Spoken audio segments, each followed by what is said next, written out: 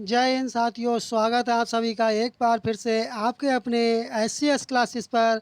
साथियों, ये क्लास उन परीक्षार्थियों के लिए अति महत्वपूर्ण होगी जिन परीक्षार्थियों का पेपर 30 और 31 अगस्त को होने जा रहा है। ये क्लास में महत्वपूर्ण प्रश्नों को लिया गया है जो आपके 23 की शिफ्ट में और 24 की शिफ्ट में और 25 की शिफ्ट में यूपी पुलिस के जो पेपर हुए थे उन्हीं को ध्यान में रखते हुए ये पेपर बनाया गया है। इसलिए पेपर को पूरा लगाएं, अंत तक करें और कहीं से भी स्किप ना करें, जिससे आपको इसी क्लास से बहुत सारे प्रश्न देखने को मिलेंगे। पहला सेक्शन अपना जीके जीएस का है, इसके उपरांत आपका सेक्शन हिंदी का आएगा। इसलिए क्लास में अंत तक बने रहें, पूरा पेपर लगाएं, कहीं से भी स्किप ना करें। पहला प्रश्न अपना आ चुका है।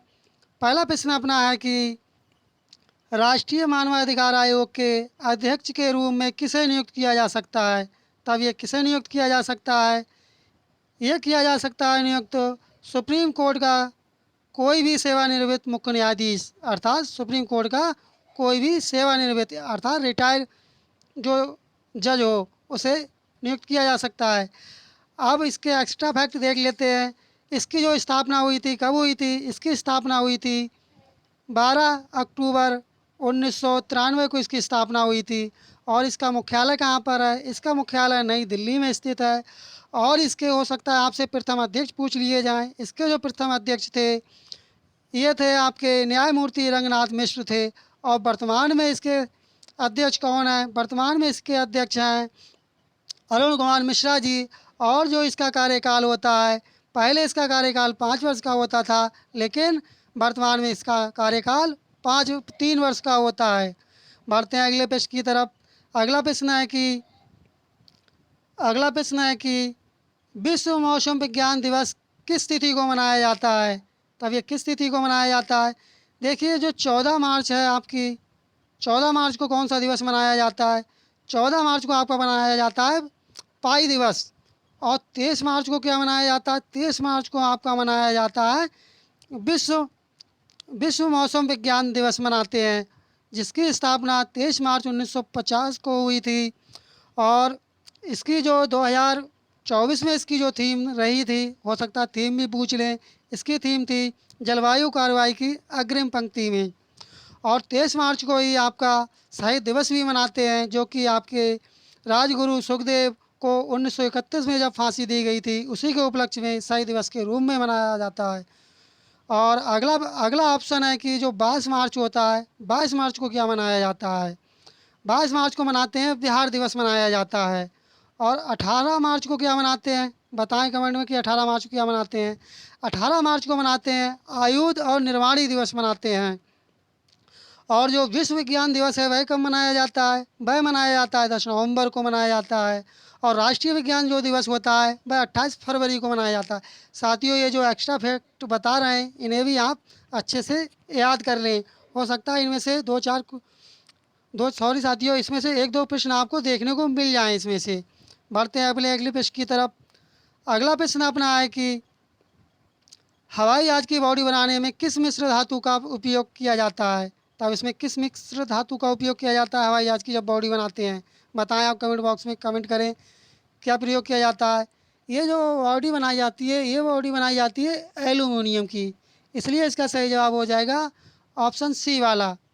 साथियों, आपको इसी क्लास से डायरेक्ट आपको 30 और 31 तारीख को जो आपकी फर्स्ट सेकंड शिफ्ट में जो पेपर है यूपी पुलिस का, उसमें आपको देखने को मिलेंगे। क्योंकि ये जो क्वेश्चन बनाए गए हैं, ये जो 23 तारीख की जो 23 अगस्त की जो शिफ्ट थी और 24 अगस्त की शिफ्ट थी यूपी पुलिस की और 25 अगस्त की जो शिफ्ट थी, उनका एनालिसिस करने के उपरांत ही इन प्रश्नों को बनाया गया है। बढ़ते हैं अगले प्रश्न की तरफ। अगला प्रश्न है straight from the heart and autography पुस्तक किसने लिखी है?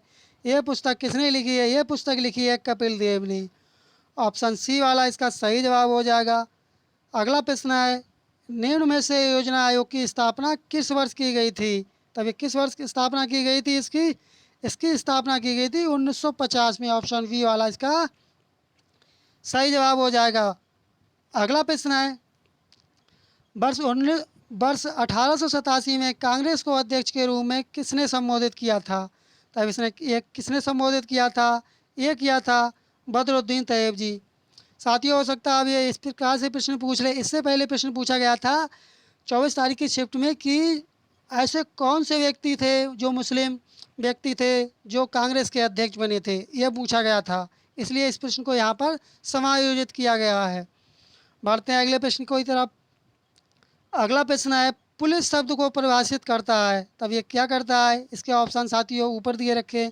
जो भी साथी लोग या बहनें लोग क्लास देख रही हैं, अगर क्लास अच्छी लग रही हो तो चैनल को सब्सक्राइब कर दें, वीडियो को लाइक कर दें और नोटिफिकेशन बेल आइकन दबाना ना भूलें, जिससे आपको समय समय पर नोटिफिकेशन प्राप्त हो सके। तब इसका सही जवाब क्या होगा? तब इसका सही जवाब होगा ऑप्शन बी वाला आपका, पुलिस अधिनियम 1861 की धारा फर्स्ट। ऑप्शन बी वाला इसका सही जवाब हो जाएगा। बढ़ते हैं अगले प्रश्न की तरफ। अगला प्रश्न है कि हेमस महोत्सव किस राज्य केंद्र शासित प्रदेश में मनाया जाता है? तब ये ऐसा कौन सा केंद्र शासित प्रदेश है जहाँ मनाया जाता है? लद्दाख में मनाया जाता है, हिमाचल प्रदेश में, या जम्मू कश्मीर या मणिपुर में? जो साथी लोग इसका जवाब ऑप्शन ए बता रहे हैं लद्दाख, वो बिल्कुल इसका सही जवाब बता रहे हैं। ज़्यादातर सही जवाब आ रहे हैं साथी लोग आप सभी के। अगला प्रश्न है, भारतीय संविधान का अनुच्छेद 249 किससे संबंधित है? तब ये किससे संबंधित है आपको बताना है। ये जो संबंधित है, भारतीय सूची के विषयों के संबंध में कानून बनाने की संसद की शक्तियाँ। ऑप्शन आपका डी वाला सही हो जाएगा। बढ़ते हैं अगले प्रश्न की तरफ। साथियों, ज़्यादा एनालिसिस विस्तार से इसलिए नहीं बता रहे हैं, प्रश्न को एक्सप्लेनेशन नहीं कर रहे हैं, क्योंकि क्लास बहुत लंबी हो जाएगी और इस क्लास में बहुत सारे प्रश्न कवर करने हैं। बढ़ते हैं अगले प्रश्न की तरफ। अगला प्रश्न है कि निम्नलिखित में से किस जैन ग्रंथ में 16 महाजनपदों का वर्णन है? तब वह कौन सा है? क्या भगवती सूत्र है, कल्प सूत्र है, परिशिष्ट पर्वन है, या उपयुक्त में से कोई नहीं है? तो इसका सही जवाब क्या होगा? इसका सही जवाब होगा भगवती सूत्र में। साथियों, इससे पहले जो 23 तारीख की फर्स्ट शिफ्ट का यूपी पुलिस का पेपर हुआ था, उसमें पूछा गया था कि जो 16 जो कुल महाजनपदों की संख्या कितनी थी, इसलिए ये प्रश्न लिया गया। हो सकता है इस बार ये पूछ लें।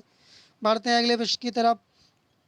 अगला प्रश्न है कि विश्व में जूट का सबसे बड़ा उत्पादक देश कौन सा है? क्या यह भारत है, बांग्लादेश है, थाईलैंड है, चीन है? तो कौन सा देश होगा? ये हो जाएगा आपका बांग्लादेश। ऑप्शन बी वाला इसका सही जवाब होगा। बढ़ते हैं अगले प्रश्न की तरफ। अगला प्रश्न है कि निम्नलिखित में से किस रेलखंड पर भारत की प्रथम सीएनजी ट्रेन का परिचालन किया गया? तो अब ये कहाँ पर किया गया था? ये किया गया था दिल्ली सेक्शन में। ऑप्शन बी वाला इसका सही जवाब होगा। ज़्यादातर आपके सही जवाब आ रहे हैं। बढ़ते हैं अगले प्रश्न की तरफ। अगला प्रश्न है, असहयोग आंदोलन पर मुख्य प्रस्ताव वर्ष 1920 को किस अधिवेशन में पारित किया गया था? तब वह कौन सा अधिवेशन था, ये पूछा गया है। यह अधिवेशन था कलकत्ता अधिवेशन में पास किया गया था। ऑप्शन डी वाला इसका सही जवाब होगा। जो साथी लोग इसका जवाब ऑप्शन डी बता रहे हैं, वो बिल्कुल इसका सही जवाब बता रहे हैं। अगला प्रश्न है, वर्तमान में यूनेस्को विश्व धरोहर समिति में कितने देश सम्मिलित हैं? तो कितने देश सम्मिलित हैं? ये आपके कितने देश सम्मिलित हैं, इसमें कमेंट करें कितने देश सम्मिलित हैं। ये सम्मिलित हैं 21 देश। कितने देश हैं? 21 देश सम्मिलित हैं वर्तमान में। ऑप्शन बी वाला इसका सही जवाब हो जाएगा। अगला प्रश्न है, राजकीय पुरातत्व संग्रहालय कन्नौज की स्थापना किस वर्ष की गई थी? तब इसकी स्थापना किस वर्ष की गई थी? इसकी स्थापना की गई थी 1975 में। ऑप्शन डी वाला इसका सही जवाब हो जाएगा। बढ़ते हैं अगले प्रश्न की तरफ। अगला प्रश्न है, हाल ही में उत्तर प्रदेश में घर घर सोलर पहल किस संस्था ने प्रारंभ की है? साथियों, ये जो घर घर सोलर जो स्कीम है, ये बहुत ट्रेंडिंग में, इसलिए इस प्रश्न को लिया गया। हो सकता है ये प्रश्न आपसे पूछ लिया जाए। तब इसका सही जवाब क्या होगा? इसका सही जवाब होगा आपका टाटा पावर। ऑप्शन ए वाला इसका सही जवाब हो जाएगा। बढ़ते हैं अगले प्रश्न की तरफ। अगला प्रश्न है कि बढ़ते हैं अगले प्रश्न की तरफ। अगला प्रश्न है कि उत्तर प्रदेश में सर्वाधिक नगरीय जनसंख्या वाला जिला कौन सा है? और इससे पहले पूछा गया था 25 तारीख के शिफ्ट में कि सबसे कम जनसंख्या वाला कौन सा है। हो सकता है ये प्रश्न पूछ लिया जाए, इस पर्पज़ से ये प्रश्न को लिया गया है। तब इसका सही जवाब क्या होगा? इसका सही जवाब होगा गाज़ियाबाद। और गाज़ियाबाद से एक बात और याद आ गई, एक प्रश्न पूछा गया था कि जो नोएडा है वह किस ज़िले में स्थित है। ये 23 तारीख की फर्स्ट शिफ्ट में यूपी पुलिस के पेपर में पूछा गया था। तो जो जो गाज़ियाबाद वो सॉरी साथियों, जो आपका नोएडा है वह किस ज़िले में स्थित है? ये आपका है गौतम बुद्ध नगर में। ये प्रश्न पूछा गया था। बढ़ते हैं अगले प्रश्न की तरफ। अगला प्रश्न है कि भारतीय संविधान के किस अनुच्छेद में बलात्श्रम का प्रतिषेध करता है? तब वह कौन सा है? तब ये कौन सा होगा? ये होगा आर्टिकल 23। ऑप्शन बी वाला इसका सही जवाब होगा। बढ़ते हैं अगले प्रश्न की तरफ। अगला प्रश्न है साथियों, अगर क्लास अच्छी लग रही है, आपने अभी तक वीडियो को लाइक नहीं किया है, आप वीडियो को लाइक कर दें। और जिन साथियों ने या बहनों ने चैनल सब्सक्राइब नहीं किया वो लोग चैनल को सब्सक्राइब कर दें, जिससे आपको समय समय पर नोटिफिकेशन प्राप्त हो सके और 30-31 अगस्त का सबसे पहले आपको एनालिसिस आपको प्राप्त हो सके। अगला प्रश्न है भारत के किस राज्य में 40वां आयुध कारखाना स्थापित किया जा रहा है? तब ये कहाँ किया जा रहा है? ये किया जा रहा है बिहार में। ऑप्शन सी वाला इसका सही जवाब होगा। अगला प्रश्न है कि राज्यपाल की नियुक्ति किस अनुच्छेद के अंतर्गत की जाती है? तब ये कौन सा अनुच्छेद है? यह अनुच्छेद है आर्टिकल 155 155 में। ऑप्शन ए वाला इसका सही जवाब हो जाएगा। अगला प्रश्न है भारतीय नौसेना और रॉयल ऑस्ट्रेलियन नेवी जिसे रैन के बीच द्विवार्षिक आइसन इंडेक्स समुद्री अभ्यास के 5वें संस्करण का आयोजन किस स्थान पर किया गया है? ये आपको बताना है किस स्थान पर किया गया है। क्या ये सिडनी में किया गया, कैनबरा में, या पेरिस में, या लंदन में? जो साथी लोग इसका जवाब ऑप्शन ए सिडनी बता रहे हैं वो बिल्कुल इसका सही जवाब बता रहे हैं। बढ़ते हैं अगले प्रश्न की तरफ। अगला प्रश्न है कि विंग्स इंडिया 2024 में भारत की प्रथम स्वनिर्मित विमान यात्री सीट का अनावरण किस कंपनी के द्वारा किया गया है? ये कौन सी कंपनी है? क्या टाइम टूथ है, रिलायंस है, टाटा या महिंद्रा है? ये जो कंपनी है ये कंपनी है टाइम टूथ। ऑप्शन ए वाला इसका सही जवाब हो जाएगा। अगला प्रश्न है कि निम्नलिखित में से अबुदा स्वास्थ्य बीमा योजना किस राज्य में प्रारंभ की गई है? ये जो प्रारंभ की गई है ये झारखंड में प्रारंभ की गई। ऑप्शन सी वाला इसका सही जवाब हो जाएगा। बढ़ते हैं अगले प्रश्न की तरफ। अगला प्रश्न है कि हाल ही में संयुक्त राष्ट्र संघ जिसे यूएन की असेंबली में किस देश को स्थायी सदस्य बनाने के लिए प्रस्ताव पास किया गया है? तब इसका क्या होगा? भारत होगा, फिलिस्तीन होगा, थाईलैंड या पाकिस्तान? जो साथी लोग इसका जवाब फिलिस्तीन बता रहे हैं ऑप्शन बी वाला वो बिल्कुल इसका सही जवाब बता रहे हैं। इसी तरह से आप कमेंट करते रहें। अगला प्रश्न है कि जो अर्जुन पुरस्कार की शुरुआत किस वर्ष की गई थी? तब ये किस वर्ष की गई थी? ये शुरुआत की गई थी 1961 में। ऑप्शन सी वाला इसका सही जवाब हो जाएगा। बढ़ते हैं अगले प्रश्न की तरफ। अगला प्रश्न है कि अब्दुल करीम खान हिंदुस्तानी संगीत के किस घराने के प्रतिपादक थे? तब ये कौन सा घराना था? क्या ये जयपुर घराना था, ग्वालियर घराना था, दिल्ली घराना या किराना घराना था? ये जो घराना था ये घराना था किराना घराना। ऑप्शन डी वाला इसका सही जवाब होगा। जो साथी लोग इसका जवाब ऑप्शन डी बता रहे हैं वो बिल्कुल इसका सही जवाब बता रहे हैं। अगला प्रश्न है कि भारत के कितने राज्य बांग्लादेश के साथ सीमा साझा करते हैं? तब कितने देश हैं जो सीमा साझा करते हैं? ये कुल 5 राज्य हैं जो बांग्लादेश के साथ सीमा साझा करते हैं। अगला प्रश्न है कि निम्नलिखित में से पिगमी जनजाति के लोग किस क्षेत्र में पाए जाते हैं? तभी किस क्षेत्र में पाए जाते हैं? सारा मरुस्थलीय क्षेत्र में, या कांगो बेसिन में, या साइबेरिया में, या कालाहारी मरुस्थल में? इस क्षेत्र में ये जो पाए जाते हैं ये पाए जाते हैं कांगो बेसिन में। ऑप्शन बी वाला इसका सही जवाब होगा। बढ़ते हैं अगले प्रश्न की तरफ। अगला प्रश्न है कि अर्जेंटीना ने किस देश को हराकर कोपा अमेरिका कप 2024 जीता है? तब ये किसे हराया था? ये हराया था कोलंबिया के लिए। ऑप्शन डी वाला इसका सही जवाब हो जाएगा। बढ़ते हैं अगले प्रश्न की तरफ। अगला प्रश्न है परमवीर चक्र के प्रथम प्राप्तकर्ता कौन थे? ये थे major Somnath Sharma. Option A वाला इसका सही जवाब हो जाएगा। बढ़ते हैं अगले प्रश्न की तरफ। अगला प्रश्न है कि निम्नलिखित में से कौन सी नदी विंध्य तथा सतपुड़ा पर्वत श्रृंखला के मध्य से होकर गुजरती है? तब ये कौन सी नदी है? ये नदी है नर्मदा नदी। ऑप्शन ए वाला इसका सही जवाब होगा। जो साथी लोग या बहनें लोग जवाब ए बता रही वो बिल्कुल इसका सही जवाब बता रही हैं। बढ़ते हैं अगले प्रश्न की तरफ। अगला प्रश्न है कि निम्नलिखित में से किस राज्य में प्रधानमंत्री कॉलेज ऑफ एक्सीलेंस का प्रारंभ किया जाएगा? तो अब ये कहाँ किया जाएगा? राजस्थान में या गुजरात में या मध्य प्रदेश में या कर्नाटक में? ये जो किया जाएगा ये किया जाएगा मध्य प्रदेश राज्य में। ऑप्शन डी वाला इसका सही जवाब होगा।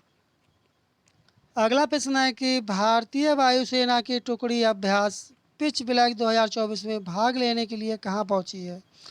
साथियों इसके ऑप्शन ऊपर दिए रखे हैं, बढ़ते हैं अपने अब ऑप्शन की तरफ। इसका कौन सा ऑप्शन सही होगा?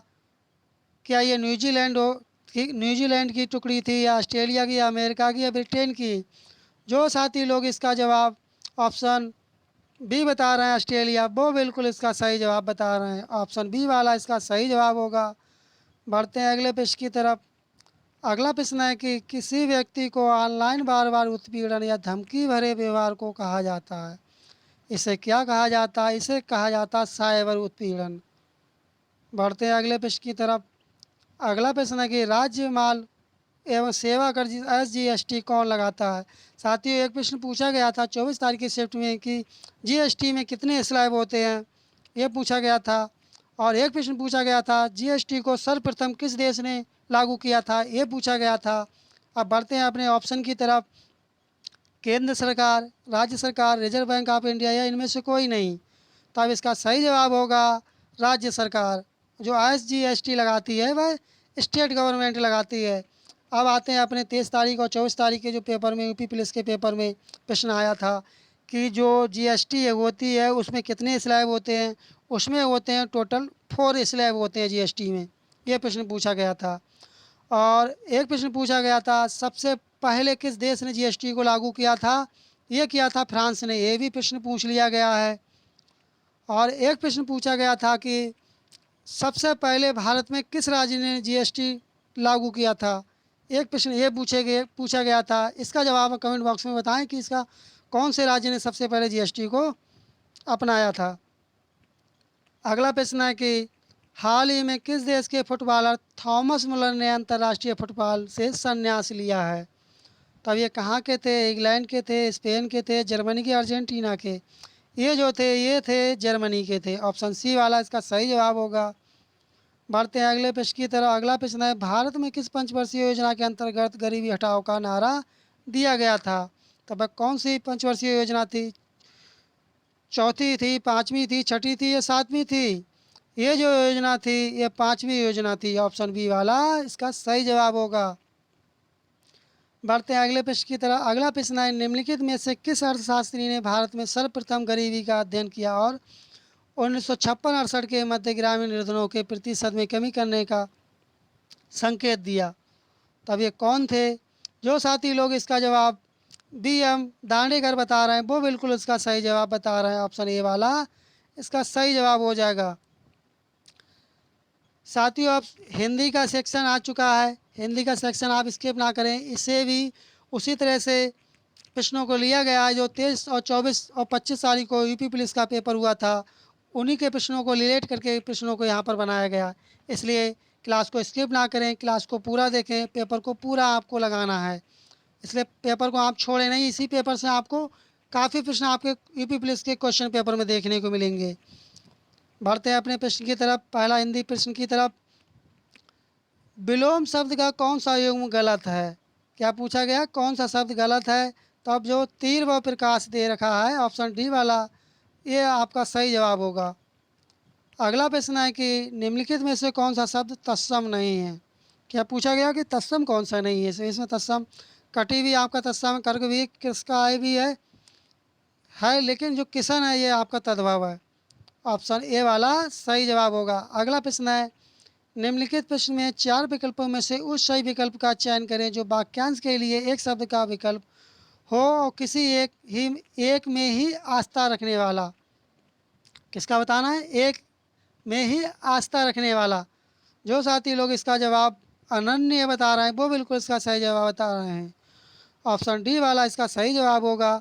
बढ़ते हैं अपने अगले प्रश्न की तरफ, प्रश्न नंबर 42 की तरफ। प्रश्न नंबर 42 में पूछा गया कि अपलक और अपलोक शब्द युग्म के लिए सही अर्थ युग्म चुनें। तो कौन सा होगा इसका सही अर्थ? टकटकी और लगाकर अपवाद, पहला ही वाला इसका सही जवाब हो जाएगा। ऑप्शन ए वाला इसका सही जवाब हो जाएगा। इनमें से समूहवाचक संज्ञा कौन सी है? क्या राम है, हिमालय है, अनाज है, सेना है? तब कौन सी होगी? तब इसमें समूहवाचक संज्ञा कौन सी होगी? ये होगी आपकी, कौन सी होगी कमेंट करें जल्दी से। कौन सा इसका सही जवाब होगा? इसका सही जवाब होगा सेना। सेना जो होती है, सेना जो होती है कोई अकेले व्यक्ति की सेना थोड़ी नहीं होती है। सेना में तो बहुत सारे काबुल सैनिक होते हैं। तो आप इससे आंकड़ा लगा सकते थे कि समूहवाचक होगा। समूहवाचक का कौन सा होगा? क्या होगा? सेना होगा। बढ़ते हैं अगले प्रश्न की तरफ। अगला प्रश्न है कि निम्नलिखित शब्दों के सही पर्यायवाची शब्द होंगे किसके? पेड़, उत्तम और लता के। तब कौन सा वाला इसका ऑप्शन सही होगा? जो साथी लोग इसका जवाब बिटप और बेमुख और बेल बता रहे हैं, ऑप्शन बी वाला, वो बिल्कुल इसका सही जवाब दे रहे हैं। परोपकार शब्द में कौन सी संधि प्रयुक्त है? तब इसमें कौन सी संधि प्रयुक्त है? इसमें जो संधि प्रयुक्त है वह गुण संधि है साथियों। ऑप्शन डी वाला इसका सही जवाब होगा। अगला प्रश्न है परोपकार शब्द में कौन सी संधि प्रयुक्त है? रिपीटेड हो गया साथियों ये। अगला प्रश्न है निम्न में से वर्तनी की दृष्टि से अशुद्ध शब्द कौन सा है? कौन सा पूछा गया? अशुद्ध शब्द कौन सा है, अर्थात जो गलत लिखा हुआ है भाषा की दृष्टि से। तब इसका सही जवाब क्या होगा? इसका सही जवाब होगा अंतर्निर्वृत्त। ऑप्शन ए वाला जो शब्द लिखा हुआ है ये गलत है, और आनुषंगिक और रचयिता जो लिखा हुआ है ये दोनों सही लिखे हुए हैं। अगला प्रश्न है वह द्वार पर खड़ा है अनिश्चयवाचक सर्वनाम का प्रयोग कर इस वाक्य को लिखिए। तब कौन सा होगा? मैं द्वार पर खड़ा हूँ, कोई द्वार पर खड़ा है, वे द्वार पर खड़े हैं, वह स्वयं पर द्वार पर खड़ा है। तब इसका सही जवाब क्या होगा? कमेंट में बताएं इसका सही जवाब क्या होगा। इसका सही जवाब होगा, जो साथी लोग इसका जवाब कोई द्वार पर खड़ा है, ऑप्शन बी वाला बिल्कुल सही जवाब है। सबसे ज़्यादा बी ऑप्शन बताया साथी लोगों आपने। अगला प्रश्न है कि कृपया कक्षा में शांति बनाए रखें किस प्रकार का वाक्य है? ये जो वाक्य है ये वाक्य है आज्ञावाचक। ये विकल्प ये आपके कृपया कक्षा में शांति बनाए रखें, इसी से आपका गैसेस लग रहा है कि अगर आपको नहीं आता है तो इससे आप जांच सकते थे कि इसमें कौन सा हो सकता है आज्ञावाचक, क्योंकि वो आज्ञा दे रहे हैं कि शांति व्यवस्था बनाए रखें। अगला प्रश्न है कमल 10 मिनट में आ रहा है इस वाक्य में कौन सा कारक होगा? इसमें कारक पूछा गया कि कौन सा कारक होगा। तब कौन सा कारक होगा इसमें? इसमें आपका पहला ही वाला ठीक हो जाएगा, अधिकरण कारक। बढ़ते हैं अगले प्रश्न की तरफ। अगला प्रश्न है कि निम्नलिखित विकल्पों में क्रिया के प्रेरणात्मक रूप का गलत प्रयोग किसमें हुआ है? तब किसमें गलत प्रयोग हुआ है? पहला ही वाला इसका ठीक है, टकराना और टकार टकारवाना। टकराना और टकारवाना, ऑप्शन ए वाला पहला ही वाला इसका सही जवाब होगा। अब अगला प्रश्न है निर्वाह में कौन सा उपसर्ग प्रयुक्त हुआ है? तब कौन सा उपसर्ग प्रयोग हुआ है निर्वाह में? तब इसमें क्या कौन सा वाला हुआ? इसमें हुआ है नी। अगर उपसर्ग पूछे तो पहले वाला, और और एक सॉरी साथी उपसर्ग पूछे तो पहला वाला हो जाएगा, और प्रत्यय पूछे तो पीछे वाला। बस इतना दो बातें आप ध्यान रखें, आपका कभी ये गलत नहीं होगा। बढ़ते हैं अगले प्रश्न की तरफ। अगला प्रश्न है सब पेड़ शीशम के हैं वाक्य में कौन सा विशेषण है? इसमें विशेषण पूछा गया कि कौन सा विशेषण होगा। सब पेड़ शीशम के हैं, क्योंकि देख तब इसमें कौन सा होगा बताएं, कमेंट करें इसमें कौन सा इसका सही जवाब होगा। ये प्रश्न से ही लग रहा है कि ये संख्यावाचक होगा, इसलिए ये संख्यावाचक होगा, ऑप्शन बी वाला। जिन साथियों ने इसका जवाब ऑप्शन बी बताया था वो बिल्कुल सही जवाब बताया था। अगला प्रश्न है कि निम्नलिखित मुहावरे के सही अर्थ का चयन विकल्पों में से कीजिए। भुंजी भांग ना होना, आपको इसका बताना किसका? भुंजी भांग ना होना। तब इसका क्या होगा? संदेह की स्थिति में होना, ये नहीं होगा। सबसे परे होना, ये भी नहीं होगा। अत्यंत दरिद्र होना, ऑप्शन सी वाला इसका सही जवाब होगा। बढ़ते हैं अगले प्रश्न की तरफ। अगला प्रश्न है कि वह बेचारी रो भी नहीं सकती इस वाक्य में वाच्य का कौन सा प्रकार होगा? वाच्य पूछा गया है प्रश्न का कि कौन सा प्रकार होगा वाच्य का। इसमें होगा कर्तव्य वाच्य, ऑप्शन सी वाला इसका सही जवाब होगा। बढ़ते हैं अपने अगले प्रश्न की तरफ। अगला प्रश्न अपना है कि जो त्रिलोचन में इनमें से कौन सा समास है? किसमें पूछा गया? त्रिलोचन में पूछा गया। समास कौन सा होगा? इसका पहला ही वाला ठीक होगा, बहुवरीय समास होगा। बढ़ते हैं अगले प्रश्न की तरफ। अगला प्रश्न है कि बूढ़ा वंश कबीर का उपजा पूत कमाल, दिए गए विकल्पों में से लोकतिक का सही अर्थ का चयन करें। तब इसका सही अर्थ क्या होगा? इसका सही पहला ही वाला ठीक होगा, श्रेष्ठ वंश में बुरे का पैदा होना, यानी कि अच्छे वंश में बुरे का पैदा हो जाना। ऑप्शन ए वाला इसका सही जवाब होगा। बढ़ते हैं अगले प्रश्न की तरफ। अगला प्रश्न है कि चोर वहाँ चोर वहाँ दीवार के पास खड़ा था, इस वाक्य में वहाँ किस प्रकार का क्रिया विशेषण किसमें पूछा गया? वहाँ में पूछा गया। तब कौन सा क्रिया विशेषण का प्रकार होगा? तब इसमें होगा स्थानवाचक क्रिया विशेषण, क्योंकि वह कह रहा है चोर वहाँ दीवार के पास खड़ा था। बढ़ते हैं अगले प्रश्न की तरफ। अगला प्रश्न है कि निम्न विकल्पों में से अशुद्ध वाक्य छांटिए।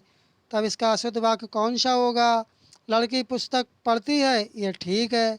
लड़के ने घर जाना है, तब यहाँ पर क्या होगा? क्या होना चाहिए थे? लड़के को घर जाना है, यहाँ पर ने की जगह पे को होना चाहिए था। लड़के को घर जाना है, तब कौन सा गलत हो जाएगा आपका? आपका बी वाला ही आपका गलत हो जाएगा। ऑप्शन बी आपका सही जवाब होगा। बढ़ते हैं अगले प्रश्न की तरफ। अगला प्रश्न है कि समानाधिकरण शब्दों के मध्य में किस विराम चिन्ह का प्रयोग होता है? तब कौन सा विराम चिन्ह का प्रयोग होता है? लाघव चिन्ह का, लाघव चिंतन का होता है? ये नहीं होता, अल्प विराम का होता है। ऑप्शन बी वाला इसका सही जवाब हो जाएगा।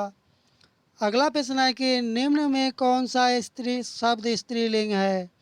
पूछा गया है कि कौन सा शब्द स्त्रीलिंग है। क्या गिरह स्त्रीलिंग है? नहीं है। चंदन स्त्रीलिंग है? नहीं है। पत्ता स्त्रीलिंग है? नहीं है। को तब कौन सा होगा? तब आपका होगा ऑप्शन डी वाला सवा। बढ़ते हैं अगले प्रश्न की तरफ। अगला प्रश्न है कि ओस बिंदु चुंग रही हंसनी मोती उनको जान। तब इसमें पंक्ति में कौन सा अलंकार होगा? अलंकार पूछा गया है। तब कौन सा अलंकार होगा? इसमें रूपक अलंकार होगा? नहीं होगा, भ्रांतिमान अलंकार होगा। ऑप्शन बी वाला इसका सही जवाब होगा। बढ़ते हैं अगले प्रश्न की तरफ। अगला प्रश्न है कि खाना अभी अभी बनकर तैयार हुआ है, दिए गए वाक्य का काल निर्धारण कीजिए। तब इसमें कौन सा काल होगा? क्या संभाव्य भविष्य काल होगा? ये नहीं होगा। सामान्य भविष्य काल होगा? ये भी नहीं होगा। हेतु हेतु मत भविष्य काल होगा? ये भी नहीं होगा। कौन सा हो जाएगा? आसन्न भूतकाल। ऑप्शन डी वाला इसका सही जवाब हो जाएगा। अगला प्रश्न है कि सर्प, मेंढक, सिंह, घोड़ा, बानर, हाथी आदि को समझाने वाला शब्द है। तब कौन सा शब्द होगा? ये होगा हरि। ऑप्शन सी वाला इसका सही जवाब होगा। अगला प्रश्न है अर्धस्वर कहलाता है। क्या पूछा गया? अर्धस्वर क्या कहलाता है? ये या कहलाता है। ऑप्शन ए वाला इसका सही जवाब होगा। बढ़ते हैं अगले प्रश्न की तरफ। अगला प्रश्न है कि मर्रे तन कागज का पुतला, लागे बूंद बिनसी जाए छिनवे, गर्व करे क्या इतना। इसमें क्या पूछा गया? इसमें रस पूछा गया कि इसमें कौन सा रस है। तब इसमें कौन सा रस होगा? क्या करुण रस होगा? नहीं होगा, दुख वाली कोई बात ही नहीं है। क्या वीर रस होगा? उत्साह वाली कोई बात ही नहीं है। हास्य रस होगा? क्योंकि हंसी वाली कोई बात ही नहीं है। तब कौन सा हो जाएगा? तब हो जाएगा आपका शांत रस। डी वाला इसका सही जवाब हो जाएगा। बढ़ते हैं अगले प्रश्न की तरफ। अगला प्रश्न है कि हिंदी भाषा के उद्गम एवं विकास के सही क्रम का चयन कीजिए। इसका क्रम बताना, सही क्रम क्या होगा? जल्दी जल्दी कमेंट करें, इसका सही क्रम क्या होगा? इसका सही क्रम होगा संस्कृत, पाली, क्या होगा? संस्कृत, पाली, प्राकृत, अपभ्रंश, सौरसेनी, पश्चिमी, हिंदी और खड़ी बोली। सबसे पहले कौन सी भाषा थी? संस्कृत, उसके बाद में पाली, उसके बाद में प्राकृत, उसके बाद में अपभ्रंश, उसके बाद में सौरसेनी, उसके बाद में पश्चिमी, उसके बाद में हिंदी, और हिंदी से निकली खड़ी बोली। तो कौन सा ठीक होगा? सी वाला आपका ठीक हो जाएगा। बढ़ते हैं अगले प्रश्न की तरफ। अगला प्रश्न है कि निम्न विकल्पों में से एक वचन शब्द का चयन करें। किसका एक वचन शब्द का चयन करें? रोम है, ये आपका एक वचन नहीं है। आंसू है, ये भी एक वचन नहीं, दर्शन भी एक वचन नहीं। हर एक पल, ऑप्शन डी वाला हर एक पल आपका सही जवाब होगा। अगला प्रश्न है कि हरि गीत का छंद में कितनी मात्राएं होती हैं? तब कितनी मात्राएं होती हैं आपको बताना है। क्या इसमें 27 मात्राएं होती हैं, 24 होती हैं, 28 होती हैं, 30 होती हैं? तब कितनी मात्राएं होती हैं? तब इसमें कितनी मात्राएं होंगी बताएं, कमेंट करें इसमें कितनी मात्राएं होंगी। इसमें जो कुल मात्राएं होती हैं वे 28 होती हैं। ऑप्शन सी वाला इसका सही जवाब हो जाएगा। बढ़ते हैं अगले प्रश्न की तरफ। अगला प्रश्न है कि चित्त कोबरा के उपन्यासकार कौन है? तब इसके उपन्यासकार कौन है? इसके जो उपन्यासकार हैं मृदुला गर्ग। ऑप्शन ए वाला इसका सही जवाब हो जाएगा। जिन साथियों ने इसका जवाब ऑप्शन ए बताया वो बिल्कुल सही जवाब बताया है। अगला प्रश्न है कि संस्कृति के 4 अध्याय किसकी रचना है? रचना पूछी गई है, इसके लेखक कौन है? तब इसके लेखक कौन है? श्याम नारायण पांडे हैं? ये नहीं है। सुभद्रा कुमारी चौहान है? ये भी नहीं है। तब कौन होंगे इसके बताएं। दो ऑप्शन इसके एलिमिनेट हो गए, दो बचे। दो में से आप गैसेस करके बताएं इसका सही जवाब क्या होगा। तब इसका सही जवाब हो जाएगा रामधारी सिंह दिनकर। ऑप्शन सी वाला इसका सही जवाब हो जाएगा। साथियों, आपको क्लास कैसी लगी कमेंट बॉक्स में अवश्य बताएं। अगर आपको क्लास अच्छी लगी हो तो अब जिन साथियों ने क्लास को लाइक नहीं किया हो वीडियो को वो लाइक कर दें वीडियो को, और चैनल सब्सक्राइब ना किया हो चैनल को सब्सक्राइब कर लें, और नोटिफिकेशन बेल आइकन दबाना ना भूलें जिससे आपको सबसे पहले नोटिफिकेशन प्राप्त हो सके। मिलते हैं जल्दी नेक्स्ट क्लास में। तब तक के लिए धन्यवाद। जय हिंद, जय भारत, बेस्ट ऑफ लक।